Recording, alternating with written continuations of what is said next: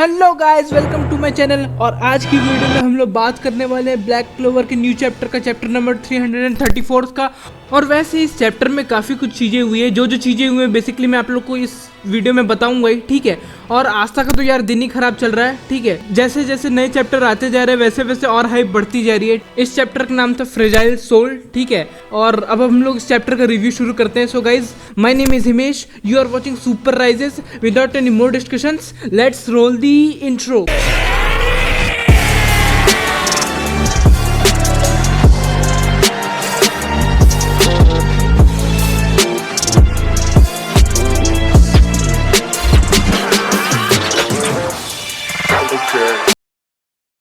Chapter की शुरुआत में हम लोग को आस्था की थोड़ी न्यू पावर के बारे में समझाया जाता है कि कैसे अब उसका न्यू पावर काम करता है। जैसे कि हम लोग को बताया जाता है कि अब उसका जो ट्रू डेविल यूनियन का टाइम है वो 10 मिनट तक बढ़ चुका है। वो वैसे उसको इसलिए यूज़ कर पा रहा है क्योंकि वो थोड़ा डेविल यूनियन में से एंटी मैजिक थोड़ा कम रिलीज करेगा और उसकी वजह से वो 10 मिनट यूज़ कर पाएगा। इस फॉर्म का नाम है partial uses of devil union. इसकी वजह से वो 10 मिनट तक यूज़ कर लेता है और वो सिंगल पॉइंट पे कॉन्सेंट्रेट करता है, ना कि होल बॉडी पे कॉन्सेंट्रेट करता है। उसकी वजह से उसका जो डेंसर है वो स्ट्रॉन्गर हो जाता है, ठीक है।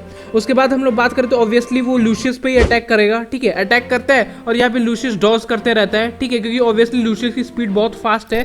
उसके बाद क्या होता है कि जो आस्था है वो सिस्टर लिली के पास आता है थोड़े टाइम के लिए और सिस्टर लिली को यहाँ से भागने के लिए कहता है जल्दी से, ठीक है। और लूशियस ये सब चीज़ ध्यान से देख रहा होता है, तुरंत वो अपना टाइम मैजिक यूज़ करने लगता है और टाइम ऑब्स इधर उधर फेंकने लगता है आस्था की तरफ। आस्था की स्पीड ऑब्वियसली तेज हो चुकी होती है तो वो हर चीज़ उसको अवॉइड कर लेता है। यहाँ पे लूशियस जो है वो अपने आप में ही बात कर रहा होता है कि टाइम मैजिक का कोई भी मुकाबला नहीं कर सकता, लेकिन एक चीज़ जो है उसका मुकाबला कर सकती है, वो है एंटी मैजिक। और सही में फाइट कुछ ज़्यादा ही शानदार लग रही है मांगा में। अगर आपने पैनल्स देखा है तो आप समझ रहे हैं मैं क्या बोल रहा हूँ। उसके बाद हम लोग देखते हैं कि लूशियस भी कीप अप कर पा रहा है आस्था की स्पीड में, जबकि आस्था जो अपने ट्रू डेविल यूनियन मोड में है। इसी से पता लग रहा है कि लूशियस कितना ताकतवर है। और यहाँ पे लूशियस जो है वो पता लगा लेता है आस्था को हराने का तरीका ये है कि उसको फिजिकल अटैक्स करने पड़ेंगे, क्योंकि मैजिकल अटैक्स से आस्था नहीं हारने वाला, ठीक है। उसके बाद यहाँ पे आस्था देखता है कि लूशियस भी अब हैंड टू हैंड कॉम्बैट करने लग गया है। और यहाँ पे हम लोग देखते हैं कि आस्था जो है वो बच्चों वाला बर्ताव नहीं कर रहा, जैसे वो रेकलेस बन के कहीं भी कूद जाता था बिना किसी प्लान के। अब लेकिन वो पहले प्लानिंग कर रहा है, उसके बाद अटैक कर रहा है। हम लोग आगे देखते हैं कि वो लूशियस पे एंटी मैजिक से अटैक करता है और लूशियस के कोट पे टच भी हो जाती है, लेकिन लूशियस को डैमेज नहीं होता। वो आखिरी सेकंड में उसको ब्लॉक कर लेता है, ठीक है। और उसके बाद लूशियस जो है वो आस्था की ऑब्वियसली अप्रिशिएट कर रहा होता है। और यहाँ पे हम लोग देखते हैं कि लूशियस जो है वो फिर से आस्था का मजाक उड़ा रहा है और बोलता है कि वो एक ऐसा फ्लॉ है या ऐसा फोर्स है जो इस वर्ल्ड के पीस को डिस्ट्रॉय कर सकता है। लेकिन लूशियस बोलता है कि जहाँ तक जैसा कि वो अभी तक जिंदा है तो वो ऐसा होने नहीं देगा। और लूशियस एक नए फॉर्म में आ जाता है, जो पहले तो मेरे को देख के लगा था कि ये एक डेविल फॉर्म है, लेकिन डेविल फॉर्म नहीं है, ये एक एंजल का फॉर्म होता है। उसने किसी तरह सैक्रेड पावर यूज कैसे करते हैं उसकी टेक्निक सीख ली है और उसने डेविल पावर्स को प्यूरिफाई करके ये सीखा है, ये कोई प्रोसेस। हालांकि ये प्रोसेस क्या है हम लोग को ये नहीं पता, हम लोग को ये फ्यूचर में ऑब्वियसली पता चलेगा। और यहाँ पे लूशियस ये बताते हैं कि यही है ट्रू ह्यूमन फॉर्म, ऐसे ट्रू ह्यूमंस दिखते हैं, ठीक है। और हम लोग यहाँ पे देखते हैं कि लूशियस के पास 5 विंग्स आ चुके हैं और उसके पीछे जो है वो बड़ी सी रिंग आ चुकी है जो ऑब्वियसली एंजल्स की होती है। और यहाँ पे आस्था ये बात बताता है कि जो लूशियस की है वो ना डेविल जैसी है ना ह्यूमन जैसी है, ठीक है। उसके बाद हम लोग देखते हैं कि लूशियस अचानक से सिस्टर लिली के पास जाता है और सिस्टर लिली के पास जाने के बाद वो सिस्टर लिली के सर को टच करता है। उसके बाद अपने मैजिक रिवील करता है कि उसका मैजिक सोल मैजिक है और वो उसकी मदद से किसी का भी सोल जो है वो ट्रांसफॉर्म कर सकता है, ठीक है। उसके बाद वो और यहाँ पे हम लोग को दिखाया जाता है आस्था जो सोच रहा होता है कि सिस्टर लिली पे अभी जो लूशियस ने मैजिक कास्ट किया है वो उसको कैसे रिमूव कर सकता है, लेकिन उसको भी पता है कि वो टाइम पे वो रिमूव नहीं कर पाएगा। और यहाँ पे लूशियस बताता है कि allow me to show you a truly happy human. और यहीं पे वो सिस्टर लिली का सोल चेंज कर देता है और हम लोग देखते हैं सिस्टर लिली जो है वो एक एंजल में कन्वर्ट हो चुकी हैं। और यहाँ पे हम लोग देखते हैं कि उसके बाद वो आस्था से बात करती है और बोलती है, please for the sake of the world peace die. और यहाँ पे हम लोग आस्था का चेहरा देख सकते हैं, वो कितना दुखी लग रहा है और कितना शॉक्ड लग रहा है, ठीक है।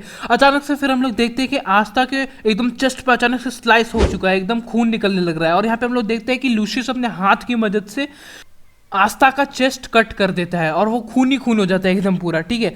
और यहाँ पे लूशियस बोलता है, O you fragile soul, you can't beat me the way you are.